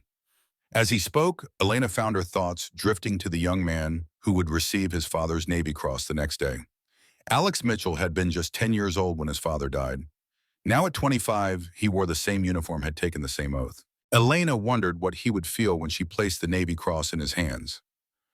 Pride, pain, perhaps both intertwined in the complex emotion that accompanies such legacy. She had watched over him from a distance all these years, ensuring he and his mother had what they needed, but always maintaining the professional distance that felt appropriate. Tomorrow that distance would close and she would finally fulfill her promise to his father. The ceremony concluded with the playing of taps, the mournful notes filling the small chapel with their solemn dignity. As the last note faded, the assembly rose and rendered a final salute, not to any person present, but to the ideals and sacrifices represented by the Navy Cross and the man who had earned it. As the attendees filed out, Harrison approached Elena, the mahogany case containing Mitchell's Navy Cross in his hands. "You'll carry this to Norfolk today?" he asked. "Yes, sir," Elena replied. "My flight leaves at 1100. "Good. I've arranged for you to have escort to the gate. No more incidents." He handed her the case. "Honor Guard will meet you in Norfolk. Everything is arranged for tomorrow's ceremony." "Thank you, sir." Harrison studied her for a moment. "You've carried this responsibility for 15 years, Master Chief. Tomorrow it will be fulfilled. One responsibility ends, another begins," Elena said, thinking of the Medal of Honor announcement that awaited her after Norfolk. Harrison nodded, understanding. "That's the nature of service, isn't it? The weight shifts, but never fully lifts." He extended his hand. "Safe travels, Master Chief. I'll see you at the White House next month." As Harrison departed, Blackburn approached his expression uncharacteristically gentle. "You did good, Hargrove. Mitchell would be proud." "I hope so, Master Chief." "I know so." Blackburn clasped her shoulder briefly, a rare display of physical affection from the normally stoic instructor. "Get some rest before your flight. You look like you haven't slept in days." Elena allowed herself a small smile. "Some habits don't change, Master Chief." "No," he agreed, returning the smile. "They don't." As Blackburn walked away, Elena found herself alone in the chapel, the mahogany case containing Mitchell's Navy Cross solid and reassuring in her hands. For 15 years, she had carried the weight of her promise, a self-imposed mission, as demanding as any she had undertaken in her operational career. Tomorrow that mission would be complete. She was so absorbed in her thoughts that she didn't notice Andrew Peterson's approach until he spoke. "Master Chief Hargrove." Elena turned her expression neutral as she regarded the TSA agent. "I just wanted to say thank you," Peterson said, his voice sincere. "Not for accepting my apology, though I am grateful for that, but for your service and Chief Mitchell's, for all of it." Elena studied him for a moment. "You served honorably too, Agent Peterson. Don't forget that." "I lost sight of it yesterday. Won't happen again." He hesitated, then reached into his pocket and withdrew a small, worn object, a challenge coin bearing the emblem of the 1st Marine Division. "My first sergeant gave me this after Fallujah. Said it was to remind me who I was and what I stood for, even when the uniform came off. I forgot that lesson yesterday." Peterson extended the coin. "I'd like you to have this. Not as compensation, nothing could be that, but as a promise that I'll do better, that I'll honor the things that matter." Elena looked at the coin, then back at Peterson's face. After a moment's consideration, she accepted it, feeling the weight of the medal and the significance behind it. "I'll keep it," she said, "and I'll remember." Peterson nodded, clearly moved by her acceptance of the token. "Thank you, Master Chief." He turned to leave, then paused. "If you don't mind my asking, what was he like, Chief Mitchell?" Elena rarely spoke of her fallen comrades, keeping their memories private protected. But something in Peterson's sincere inquiry prompted a response. "He was," she began, searching for the right words. "He was the best of us. Skilled, yes. Courageous, certainly. But more than that, he had this way of finding humor in the darkest situations, of making everyone around him feel like they could accomplish anything." A ghost of a smile touched her lips. "And he cheated at poker. Terribly, could never keep a straight face." Peterson smiled at the unexpected personal detail. "Sounds like someone worth remembering." "He was," Elena agreed. "They all are." With a respectful nod, Peterson departed, leaving Elena alone with her thoughts and the precious cargo she would deliver the next day. The flight to Norfolk was uneventful, the mahogany case containing Mitchell's Navy Cross secure in Elena's possession throughout the journey. As promised, an honor guard met her at the airport, 4 Navy sailors in dress uniform who escorted her to waiting transportation.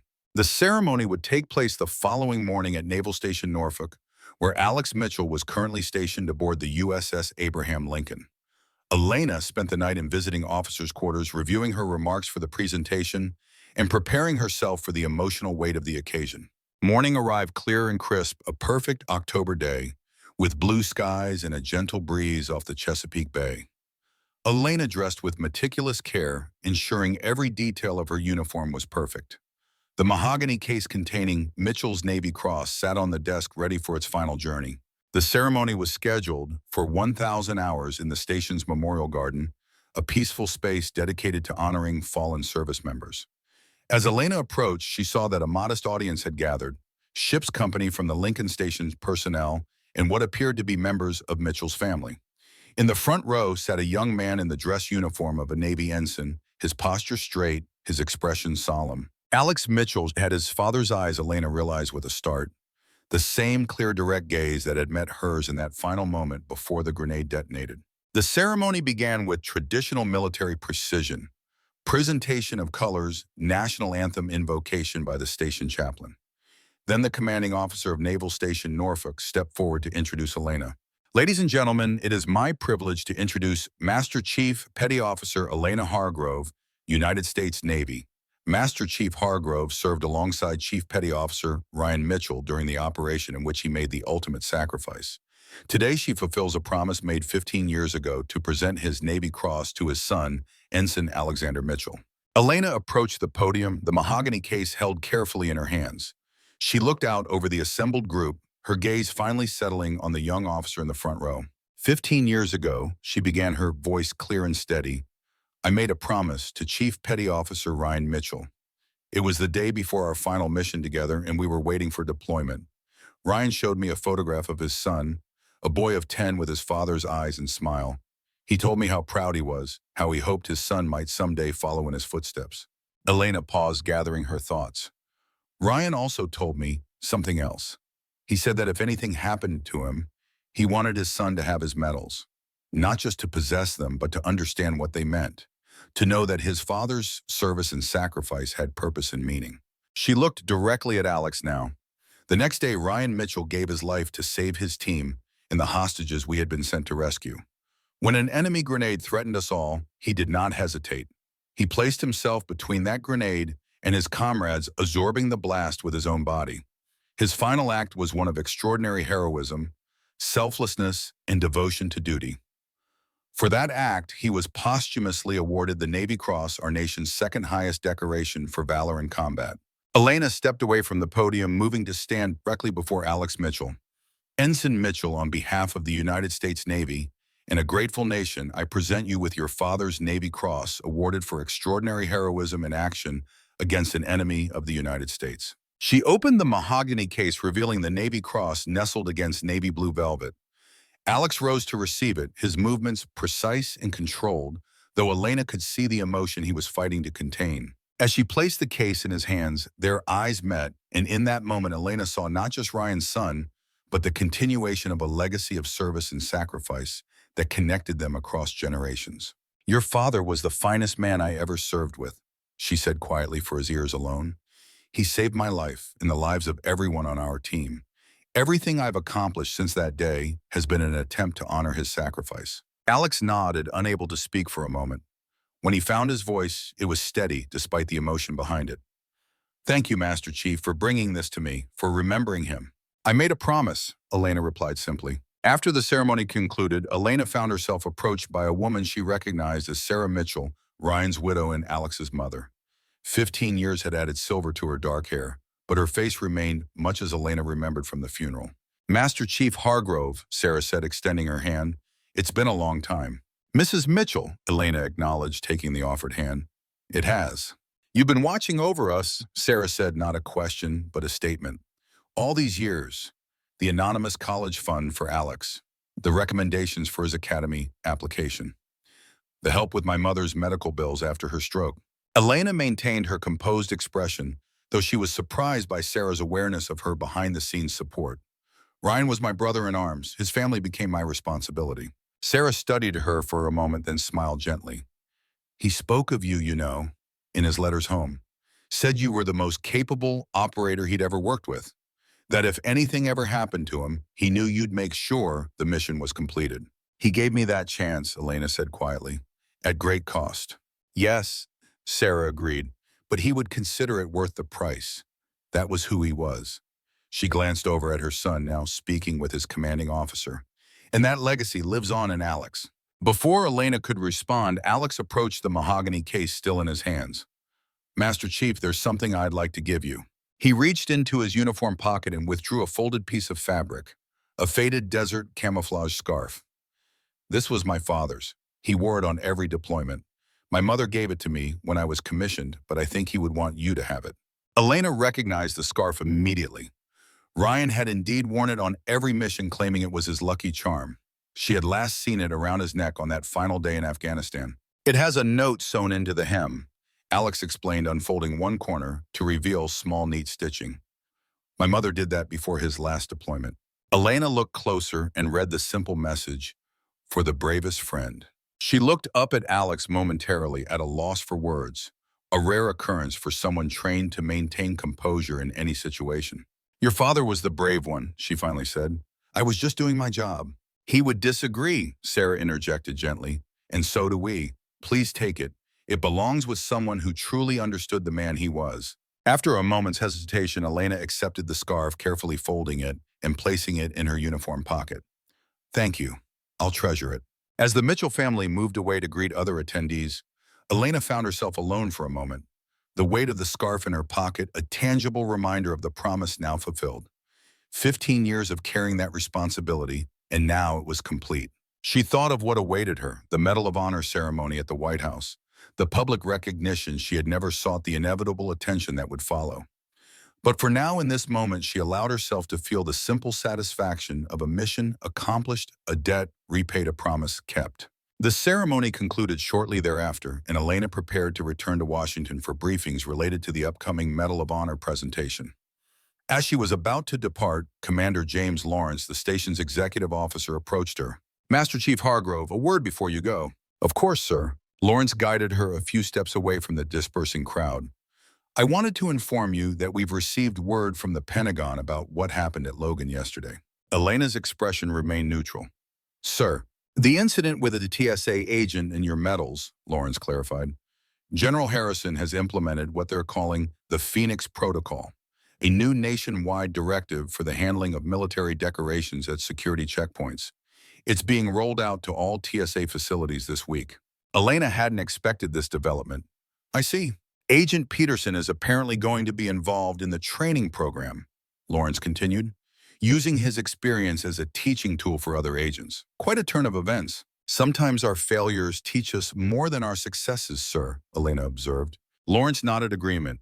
Indeed, and speaking of recognition, congratulations on the Medal of Honor, Master Chief. Well deserved from what I understand. Thank you, sir, but the honor belongs to the team, not to me alone. Spoken like a true operator, Lawrence said with a knowing smile. Your transport to Washington is standing by whenever you're ready. Good luck with the media circus that's about to descend on you. Elena suppressed a grimace at the thought. Public attention was anathema to someone who had spent a career operating in the shadows. I'll manage, sir. I'm sure you will, Master Chief. You always have. What?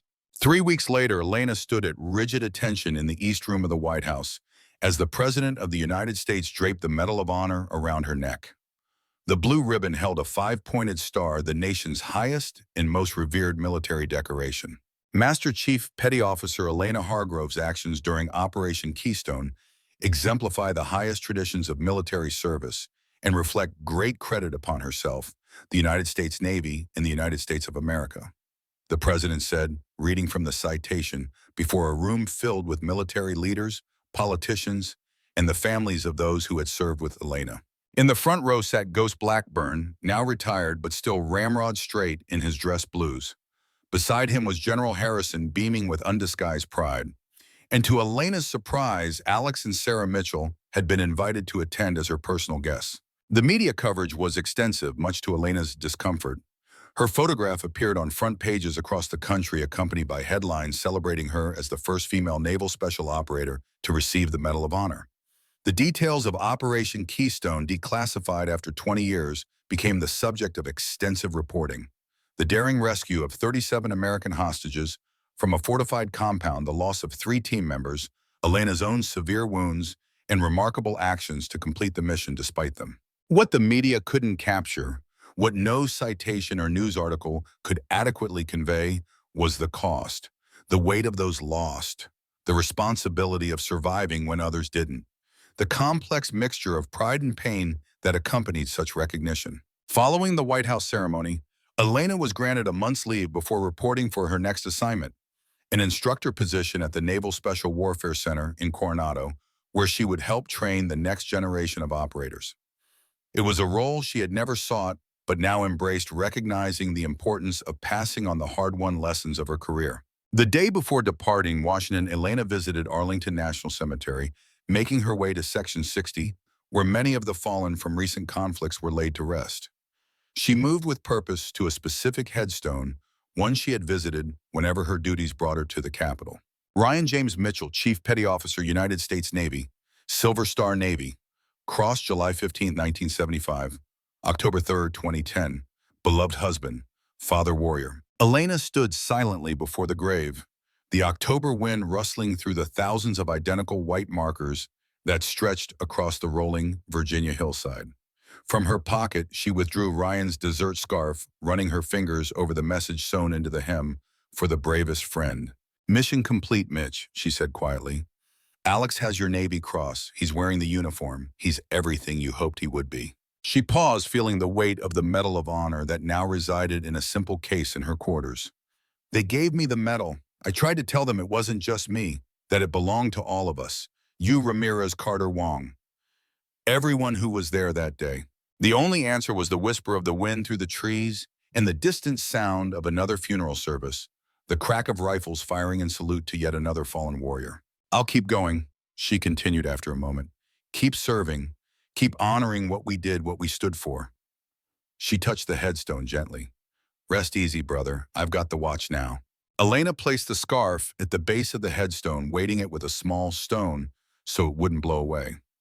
Then she stepped back and rendered a perfect salute, not because regulations required it for a fallen comrade, but because respect demanded it for a man who had given everything so others might live.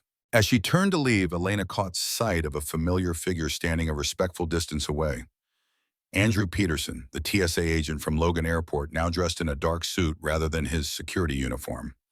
He nodded acknowledgement but made no move to approach, clearly understanding that this was a private moment. Elena walked toward him, her expression questioning. "I'm sorry to intrude, Master Chief," Peterson said when she reached him. "I'm in Washington for training on the new Phoenix Protocol. I saw the ceremony at the White House yesterday and I thought you might come here." "You were right," Elena acknowledged. "Why are you here, Agent Peterson?" Peterson glanced toward Mitchell's grave. "To pay my respects and to thank you again. The Phoenix Protocol is changing how we handle these situations. It's making a difference already." "Good," Elena said simply. "And I wanted you to know that I went to see my grandfather's Silver Star last weekend. It's in a shadow box at my mother's house. I sat there looking at it for a long time thinking about what it really means, about the sacrifice behind it." He met her gaze directly. "You helped me remember something I should never have forgotten. I'm grateful for that, even if it came through my own failure." Elena studied him for a moment, then nodded. "Sometimes we need to be reminded of who we are, Agent Peterson, what we stand for, what matters." "Yes, Master Chief?" They walked together toward the cemetery exit, two very different people connected by a brief but significant intersection of their lives. As they reached the gate, Peterson extended his hand. "Congratulations on the Medal of Honor, Master Chief Hargrove. It's well-deserved." Elena accepted the handshake. "Thank you, Agent Peterson. Good luck with the training program." "I won't let you down," he promised. "I know you won't." As Peterson departed, Elena looked back across the vast expanse of Arlington, where generations of America's fallen rested beneath identical white markers. In 2 days, she would be in Coronado beginning the next chapter of her service. There would be new challenges, new responsibilities, new opportunities to uphold the legacy of those who had gone before. For now, though, she allowed herself a moment of quiet satisfaction. A promise had been kept, a legacy honored, a mission completed, in the complex calculus of a life dedicated to service and sacrifice that counted as victory. Elena Hargrove straightened her shoulders and walked forward, as she always had, into whatever awaited her next. Wahem. The story of what happened at Logan International Airport that October day became something of a legend within military and security circles. The official version, Wahem, sanitized of classified details, described an unfortunate incident involving a decorated naval special operator and an overzealous TSA agent resolved through appropriate channels and resulting in improved protocols for handling military honors at security checkpoints. The Phoenix Protocol, implemented nationwide within weeks of the incident, established clear guidelines for the respectful handling of military decorations, memorabilia, and honors items. TSA agents received specific training on recognizing and properly processing such items, with special procedures for Medal of Honor recipients, posthumous decorations, and items being transported for official ceremonies. At every TSA checkpoint across the country, a small plaque was installed visible to both agents and travelers. It featured an image of the most common military decorations and a simple message: these represent sacrifice, courage, and service. Handle with respect. Andrew Peterson became one of the primary instructors for the Phoenix Protocol Training Program, sharing his experience as both a cautionary tale and a path to redemption. His firsthand account of the incident, coupled with his background as a combat veteran, lent powerful credibility to the training. He never minimized his error or sought to excuse it. Instead, he used it as a vivid illustration of the importance of maintaining the values and respect that military service had instilled in him. For Peterson, what had begun as the worst professional mistake of his career became an unexpected opportunity for growth and renewed purpose. The financial issues that had contributed to his stress that day were addressed through a Veterans Affairs program he hadn't known existed until Colonel Reynolds connected him with the appropriate resources. His daughter's medical treatments continued with improved coverage and support. Elena Hargrove reported to the Naval Special Warfare Center as scheduled, where she took up her new role, training the next generation of special operators. Her Medal of Honor, while officially celebrated, was rarely discussed. She kept it in a simple case in her quarters, alongside the faded desert scarf that had once belonged to Ryan Mitchell. The instructors and trainees at Coronado quickly learned that Master Chief Hargrove demanded excellence without compromise, pushed her students to their limits and beyond, but never asked more of them than she herself was willing to give. She became known for her fair but exacting standards, her encyclopedic knowledge of tactics and techniques, and her absolute commitment to preparing operators for the harsh realities they would face in the field. What few of them ever saw was the quiet ritual she maintained. Once each month, Elena would visit the memorial wall at the training center, where the names of fallen operators were inscribed in simple, dignified lettering. There, in the pre-dawn hours when the compound was still and silent, she would stand at attention and recite the names of those she had served with who never came home. Ryan Mitchell, Manuel Ramirez, David Carter, Jennifer Wong, and dozens more, each name a person, a story, a sacrifice. This was her true legacy, not the medals or the recognition, but the commitment to remember, to honor, to continue serving long after many would have considered their duty complete. In the complex ecosystem of service and sacrifice of duty and honor, Elena Hargrove had found her place. She had kept her promise to a fallen comrade. She had turned an incident of disrespect into an opportunity for systemic improvement. She had channeled her hard-won experience into preparing the next generation to carry the burden she and her contemporaries had borne. And in doing so, she embodied the central truth that military decorations, from the humblest service ribbon to the Medal of Honor itself, exist to recognize that the greatest acts of courage often come from the most unassuming sources, and that true strength lies not in the power to destroy, but in the willingness to sacrifice for something greater than oneself. This was the lesson of the Medal Keeper, a lesson written not in policy manuals or training directives, but in the quiet dignity of a life dedicated to service honor and the enduring promise that those who give everything will never be forgotten.